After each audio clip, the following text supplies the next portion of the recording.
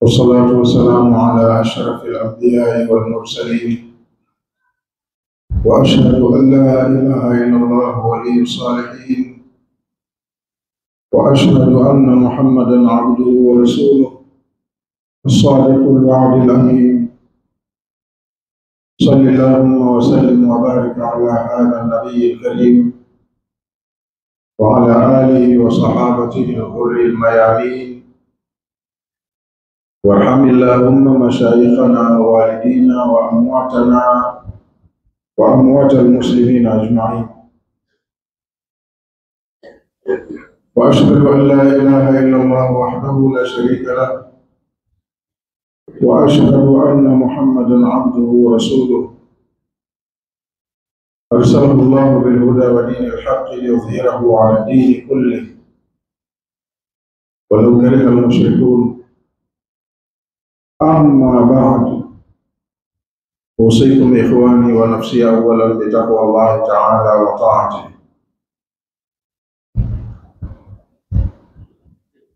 Ndugu zangu katika imani, ninakuhusieni baada ya kuihusia nafsi yangu kumcha Allah subhanahu wa ta'ala na kuwa watiifu kwake.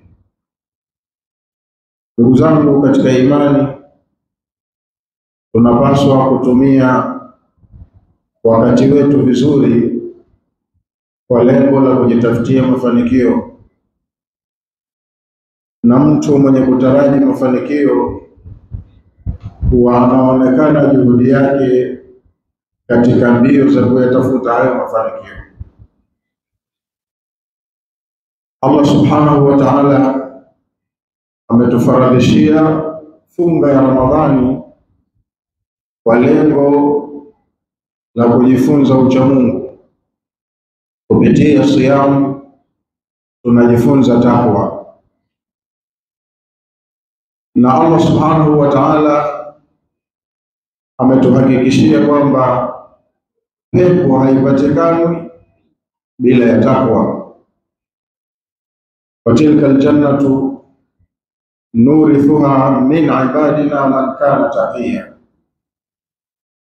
hiyo pepo tutawarithisha waja wetu wale watakaodhibiti kuwa na tabia ya uchamungu. Na katika sura ya 23 aya zake za mwanzo, Allah subhanahu wa ta'ala ametupa vitu vya kutupeleka kwenye ufaulu.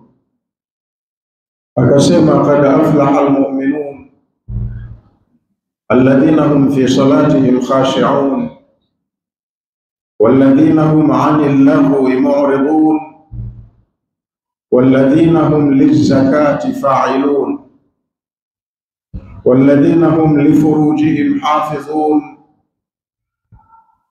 illa ala azwajihim aw ma malakat aymanuhum fa innahum ghayru malumin faman ibtagha wara'a dhalika fa ulaika humul 'adun walladhina hum li amanatihim wa 'ahdihim ra'un walladhina hum 'ala salawatihim yuhafidhun ulaika humul warithun alladhina yarithuna alfirdausa hum fiha khalidun.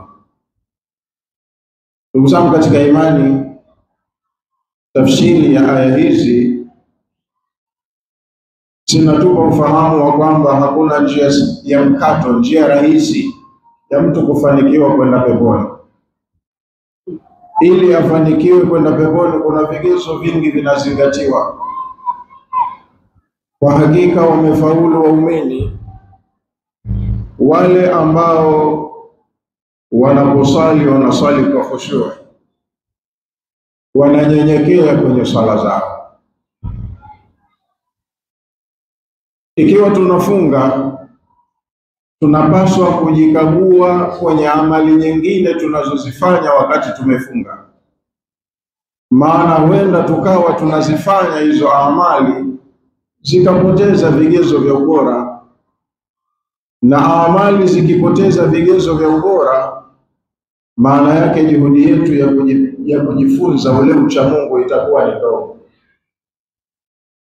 Wanafaulu waumini ambao wakiswali kwenye swala zao wanakuwa na khushu', wananyenyekea.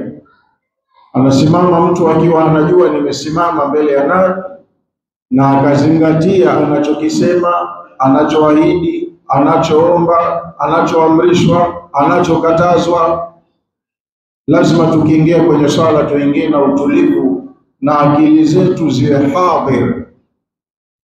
Hii ndio swala ambayo itakuwa ina vigezo vya ufaulu, na ndio itakayomvusha mwenyewe mwenye swala hiyo akafikia kwenye mafanikio. Kigezo kingine Allah asema walladhina hum anil lahwi muridun, watakaofaulu ni waumini ambao mambo ya kipuuzi wanaachana nayo. Sasa ikiwa tunafunga lakini wakati wetu mwingi tukautumia kwenye mambo kama hayo ya lahu, entertainment, enjoyment, na huku tukawa tunajihesabu tumefunga, thamani ya funga yetu inakuwa inaondoka, na pia tunapoteza ufanisi kwenye amali nyingine tunazozifanya, kwa sababu akili itakuwa imemili kwenye mambo ya kipuuzi, na hii sio sifa ya muumini. Anatakiwa muumini wakati wote katika nafsi yake awe anamkumbuka Allah subhanahu wa ta'ala, na awe anafanya mambo yenye kuridhisha, na ajitahidi kuepukana na mambo yasiyofaa. Tukifunga halafu tukashiriki sana kuangalia labda burudani katika sinema au TV, tukatumia wakati mwingi kukaa kwenye bao, tukatumia wakati mwingi kukaa kwenye karata au vijiwe vya mazungumzo tu, thamani ya funga yetu inapungua kama sikutoweka kabisa. Watakaofaulu ni waumini ambao upuuzi wanaachana nao, wanaconcentrate kwenye maisha ya ibada na kumkumbuka Allah kwa wingi.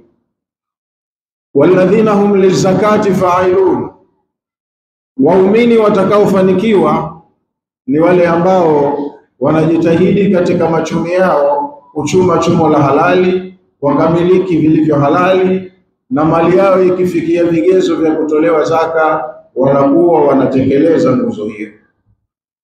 Tukiwa tunajitahidi kuchuma lakini kila tunachokipata tukakiona kidogo, bado sijafikia kiwango ninachotaka, ukawa unahesabu nambari tu, figa ya uchumi wako hiyo inakuwa, haki za kidini huzitekelezi kwenye mali, ni alama ya kwamba wewe si katika waliofaulu.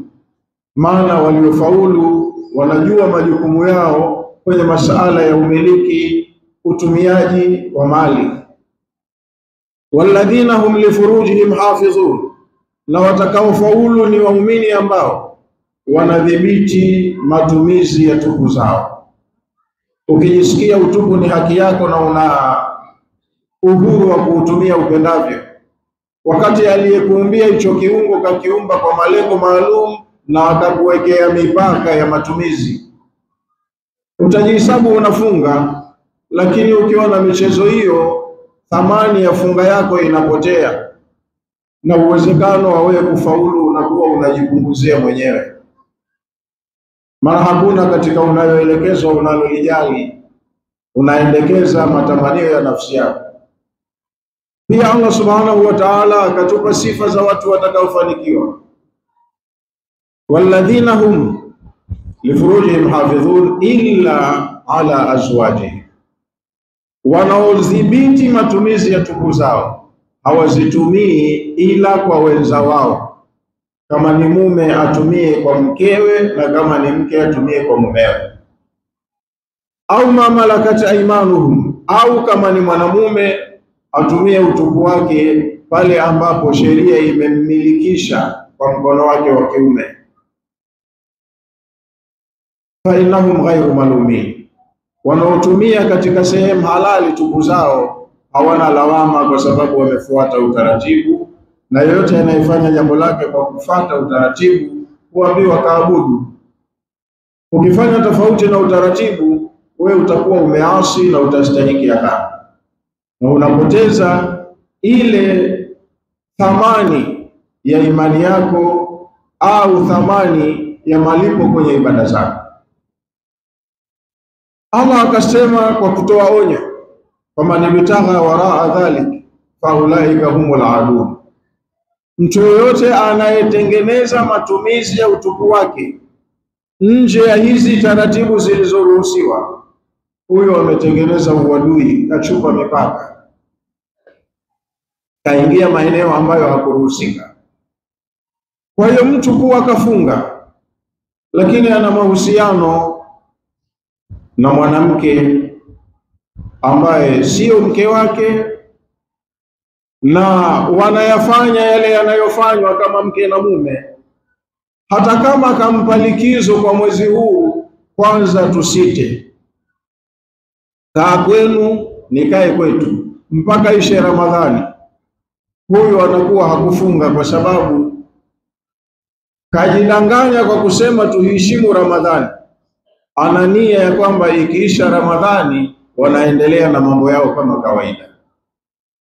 Kwa hiyo kajizibia mwenyewe mlango wa kufika kwenye mafanikio mtu kama huyu. Na kama Allah itakuwa siku za mja wake huyu zimeisha, akaichukua amana yake, mtu kama huyo anakufa vibaya. Atajihesabu kafunga, lakini funga yake yote ilikuwa haina thamani, na akiondoka anaondoka vibaya. Kwa hiyo tutahadhari na mambo haya, ndugu zangu waumini. Na kama funga lengo lake ni kumfunza mtu ucha Mungu, ucha Mungu ni kuishi maisha ya kufata utaratibu uliopangiwa, uishi kwa namna ambayo Allah subhanahu wa ta'ala aliyekuumba na kukuweka hapa anaridhika. Ukifanya mambo ambayo yanamuudhi, wewe unapoteza nafasi yako ya kukupeleka kwenye mafanikio.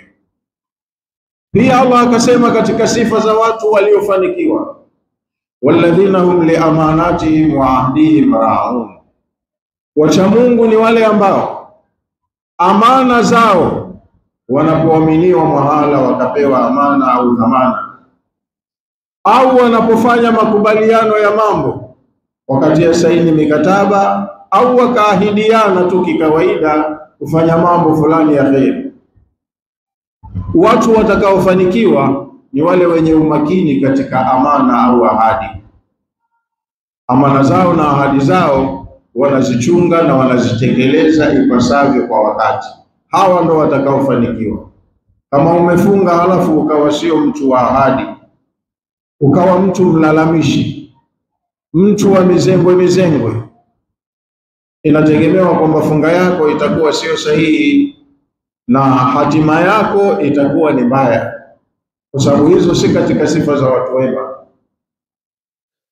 Walladhina hum ala salatihim yuhafidhun, mwisho Allah akasema wamefanikiwa waumini ambao swala zao wanazihifadhi. Maelezo haya ni kama kifungashio kimoja, kimeanziwa na wenye khushui kwenye swala na ikamaliziwa au kikafungiwa kwa wenye kudumu kwenye swala. Kama mtu muumini kapambika na sifa zilizotajwa hapa, Allah anasema huyu ni katika waliofanikiwa. Ulaika humul warithun, hawa ndio watakaorithi, hawa ndio warithi. Alladhina yarithuna alfirdausa, ambao watarithi pepo ya Firdaus. Na Firdaus ndio pepo ya daraja la kwanza. Hum fiha khalidun, watakaa huko milele. Ayuha al-ikhwatul amajid, ndugu zangu watukufu, inna Allah tabaraka wa ta'ala yaqul wa biqawlihi yahtadi al-muhtadun wa idha quri'a al-Qur'anu fastami'u lahu wa ansitu la'allakum turhamun. Wa qala 'azza min qa'ilin 'alim fa idha qara'ta al-Qur'ana fasta'idh billahi minash shaitanir rajim. A'udhu billahi minash shaitanir rajim. حافظوا على الصلوات والصلاة الوسطى وقوموا لله قانتين.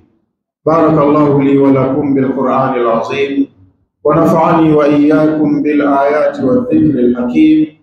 أقول قولي هذا وأستغفر الله العظيم لي ولكم ولسائر المسلمين والمسلمات والمؤمنين والمؤمنات، فاستغفروه فيا فوز المستغفرين ويا نجاة التائبين. وقال الحبيب المصطفى صلى الله عليه وسلم: البر لا يبلى والذنب لا ينسى والديان لا يموت اعمل ما شئت كما تدين تدان. وقال أيضا: ادعوا الله وأنتم موقنون بالإجابة.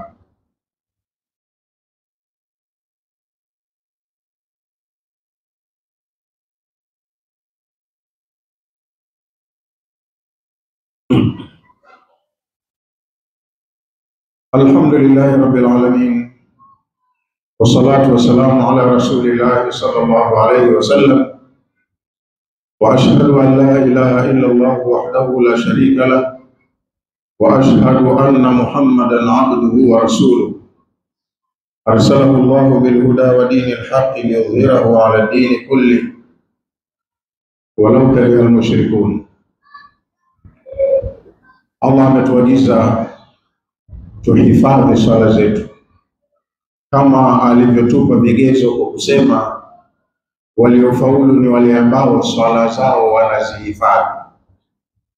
Hafidhu ala salawati, hizi swala zenu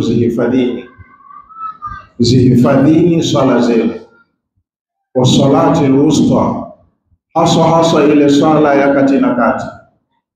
Wa qumu lillahi qanitin, na mnaposimama kwa ajili ya swala simameni mbele ya Allah mkiwa wanyenyekevu na watiifu. Unatakiwa ukiingia kwenye swala uwepo pale hadhir, present minded. Tengeneza fikira ya kwamba nimesimama mbele ya Muumba wangu. Hata kama humuoni, lakini wewe una uhakika yeye ananiona. Yale unayoyasema ndani ya sala ni kama maongezi baina yako wewe na yeye, kama alivyosimulia sahaba wa Mtume Abi Huraira radhiallahu anhu.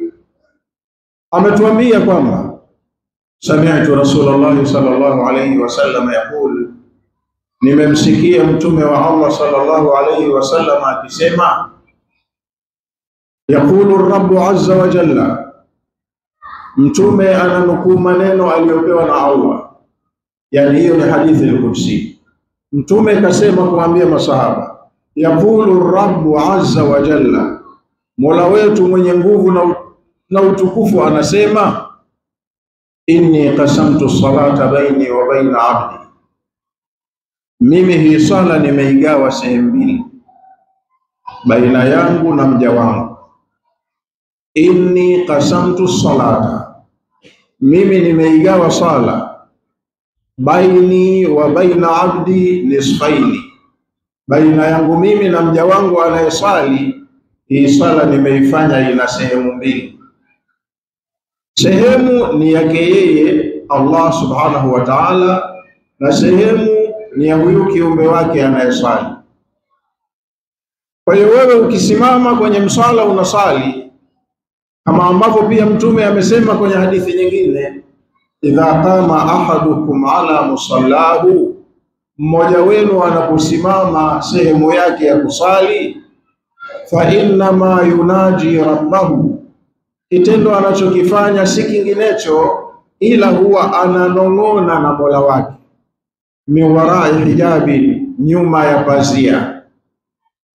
Katumia lugha nyuma ya pazia kwa sababu wewe Allah humuoni, lakini yupo na wewe pale. Pazia ni hii tabia ya kwamba wewe humuoni tu, lakini wewe unatakiwa uwe una uhakika, nimesimama mbele ya Mola wangu na ananiona.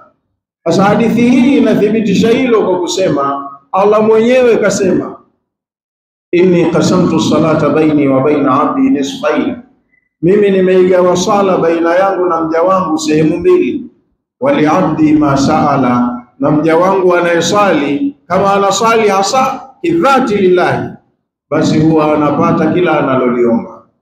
Maana sala ni maombi, unayoyafanya pale yote mbele ya Allah yanazingatiwa, lakini yatakuwa na maana wewe mwenyewe utakapokuwa uko hadhir, unayafanya yale present mind. Fa idha qala al-abdu, anaposema Allah bismillahir rahmanir rahim, nusu mbili zenyewe ni hizi. Nusu moja mja anayesali akisema bismillahir rahmanir rahim, fayaqulu Rabbu azza wa jalla. Upande wa pili, nusu ya pili, Allah huwa anasema majadani abdi, mja wangu amenitukuza. Wa idha qala alhamdulillahi rabbil alamin, mwenye kusali akisema sifa njema anastahiki Allah mola wa ulimwengu, fayaqulu Rabbu, upande wa pili Allah huwa anasema, yani ni kama conversation, wewe ukisema na Allah anasema. Ndo sala, silatun baina al-abdi wa rabbi, ni means ya mahusiano, mawasiliano baina ya kiumbe na muumba wake.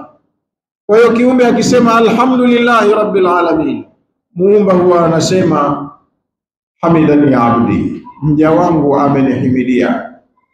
Na Allah huwa anasema mbele ya vikao vya viumbe watukufu malaika kwamba mlisema unaumba kiumbe atakayekwenda kufanya ufisadi, umwagaji damu, na sisi tupo tunakuhimidia. Akawaambia mnayajua msiyoyajua.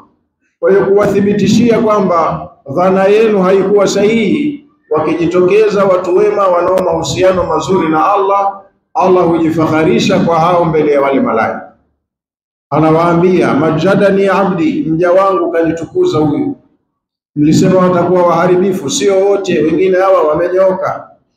Akisema mja kwenye sala alhamdulillahi rabbil alamin, Allah na yeye husema hamidani abdi, mja wangu huyo ananihimidia. Wa idha qala al-abdu, na mja anaposema arrahmanir rahim, Allah upande wa pili husema fawwada alayya abdi. Wa idha qala al-abdu maliki yawmiddin, yaqulu Rabbu azza wa jalla, upande wa pili Allah huwa anasema majadani abdi. Wa idha qala al-abdu, na anaposema mja upande wake iyyaka na'budu wa iyyaka nasta'in, fayaqulu Rabbu azza wa jalla hadha baini wa baina abdi wa li'abdi ma sa'ala. Hizi aya za mwanzo zote ni sifa, unamsifu Allah. Kwa hiyo uzichukua hizi sifa alafu akajisifia kwa viumbe wake watukufu, mja wangu kanisifu, kanitukuza, kanipa cheo stahili. Lakini ukifika iyyaka na'budu wa iyyaka nasta'in, Allah huwaambia malaika wake maneno tofauti, huwaambia hadha baini wa baina abdi. Haya yanayofuata sasa aliyoyatamka mja wangu hayawahusu nyinyi, haya ni baina yangu na mja wangu, kwa sababu hii ni ahadi, na ahadi inategemewa uitekeleze au uitelekeze. Sasa vyovyote utakavyofanya malaika haiwahusu, kwa sababu ni baina yako na Mola wako. Ukimdanganya halafu usifanye ulichomwahidi, yeye ndo anajua mja wangu kanidanganya, kasema uongo. Ukifanya halafu ukatimiza ulichoahidi, yeye ndo anajua mja wangu kaahidi na katimiza ahadi yake.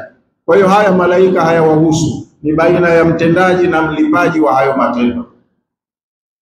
Kwa hiyo ukiwa makini ukafanya vizuri, wewe ndo unajitengenezea hadhi, daraja yako mbele ya Allah itakuwa kubwa nzuri. Ukivuruga na kufanya vibaya, unapoteza thamani ya kazi zako na nafasi yako ile ya juu inashuka. Wa idha qala al-abdu, na mja anaposema ihdina sirata al-mustaqima, ewe Mola wetu tuongoze njia iliyonyooka, yaqulu Rabbu azza wa jalla, upande wa pili Allah huwa anasema hadha li abdi, mja wangu ananiomba hii njia iliyonyooka, mbona nimeshampa tayari. Hii njia iliyonyooka nimeshamuelekeza, yeye mwenyewe tu ashindwe kupita. Wa idha qala al-abdu, na anaposema mja wa Allah sirata alladhina an'amta alayhim ghayril maghdubi alayhim waladdallin, fayaqulu Rabbu azza wa jalla hadha li'abdi wa li'abdi ma sa'ala. Haya yote aliyoyaomba mja wangu nimeshampa, ameshapata alichokiomba. Hadithi inatufunza umakini, usahihi wa amali tunazozifanya pale wakati tukizifanya. Thamani yake inategemeana na ikhlasi, kufanya kwa usahihi, kuhudhurisha moyo. Na ukiwa hukufanya vitu hivi, thamani ya unachokifanya inakuwa imepotea. Na kwa kumalizia hotuba yetu, Mtume sallallahu alaihi wasallam aliwaonya wafungaji wenye kufunga saumu, man lam yada qawla zuri wal amala bihi wal khiyana falaysa lillahi hajatun fi an yada ta'amahu wa sharabahu. Kufunga maana yake ni kujizuia, na unajizuia na kila kitu ulichoambiwa hakipendezi, hakifai, kimekatazwa. Vyote vilivyokatazwa, msimu huu wa kufunga unatakiwa upractice kujizuia kwa vitendo. Sasa ikiwa umefunga lakini hukuacha kusema uongo, man lam yada qawla zuri, mtu ambaye hakuacha kusema kauli za uongo, wala amala bihi, au mtu ambaye kwenye nafasi yake ya kazi huwa anapokea ripoti lakini analetewa ripoti za uongo na anazifanyia kazi, anafanya maamuzi kwa taarifa sio sahihi. Asiyeacha kufanya hivi, wal khiana, au mtu kaaminiwa kwenye dhamana fulani akafanya khiana, anafanya makosa hayo na huku kafunga. Aliyekuwa hakuweza kuacha kusema uongo, hakuweza kuacha kuzifanyia kazi taarifa za uongo, hakuweza kujidhibiti na kufanya khiana kwenye mambo mbalimbali ya kijamii, falaisa lillahi hajatun, haikuwa haja ya Allah fi an yada ta'amahu wa sharaba, kumwachisha mtu huyu chakula chake na kinywaji chake. Maana yake isiwe unashinda na njaa na kiu, huli chakula, hunywe kinywaji, ukajihesabu umefunga, lakini mambo yote yaliyokatazwa ikawa yamo kwenye tabia yako, ndiyo mazoea ya kila siku mchana kutwa. Haikukusudiwa usile na kunywa tu kwamba ndo umefunga. Funga unatakiwa uache yote ambayo kwa kawaida unajua ni maovu, yamekatazwa. Ndo funga yako itakuwa iko sahihi, na ukidumu kufanya hivyo, ili ni zoezi pekee la kukuwezesha wewe kuishi kiu cha Mungu. Maana kuacha yaliyokatazwa na kuwa na bidii kufanya yaliyoamrishwa, hiyo ndio takwa Allah. Unatengeneza mazingira ya kurudi kwa Mola wako salama umri wako utakapomalizika. Lakini kujizuia kula na kunywa, mambo mengine yote ukavuruga, huhesabiwi kuwa umefunga kwa sababu hujala na kunywa. Ayuha al-ikhwatu al-amajid, inna Allah tabaraka wa ta'ala amarakum bi amrin bada'a fihi bi nafsi wa thanna bil malaikati al-musabbihati bi qudsi wa thalatha bikum ayyuha al-mu'minuna min barriyati jinnihi wa insi. Faqala ta'ala mukhbiran wa amira, inna Allaha wa malaikatahu yusalluna 'ala an-nabi ya ayyuha alladhina amanu sallu 'alayhi wa sallimu taslima. Allahumma salli 'ala Muhammadin wa 'ala ali Muhammad kama sallaita 'ala Ibrahim wa 'ala ali Ibrahim wa barik 'ala Muhammadin wa 'ala ali Muhammad kama barakta 'ala Ibrahim wa 'ala ali Ibrahim innaka Hamidum Majid. ربنا آتنا في الدنيا حسنة وفي الآخرة حسنة وقنا عذاب النار.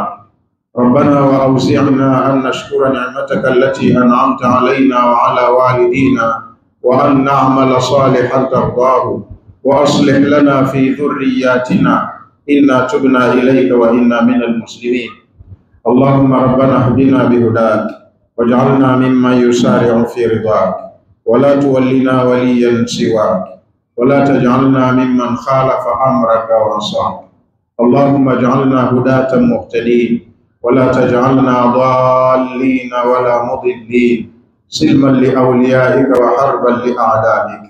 نحب بحبك من أحبك ونعادي بعداوتك من خالفك من خلقك. ربنا هذا الدعاء ومنك الإجابة وهذا الجهد إليك تقلان ولا حول ولا قوة إلا بالله العلي العظيم. ربنا زدنا علما وحكما وارزقنا فهما بفضلك يا لطيف وعلمنا ما لا نعلم وفهمنا ما لا نفهم إنك أنت ربنا وأنت الحكم وإنك على كل شيء قدير. واغفر اللهم للمؤمنين والمؤمنات والمسلمين والمسلمات الأحياء منهم والأموات برحمتك يا أرحم الراحمين. عباد الله، إن الله يأمر بالعدل والإحسان وإيتاء ذي القربى وينهى عن الفحشاء والمنكر والبغي يعظكم لعلكم تذكرون. اذكروا الله العظيم الجليل الكريم يذكركم واشكروه على نعمه يزدكم. وأقم الصلاة إن الصلاة تنهى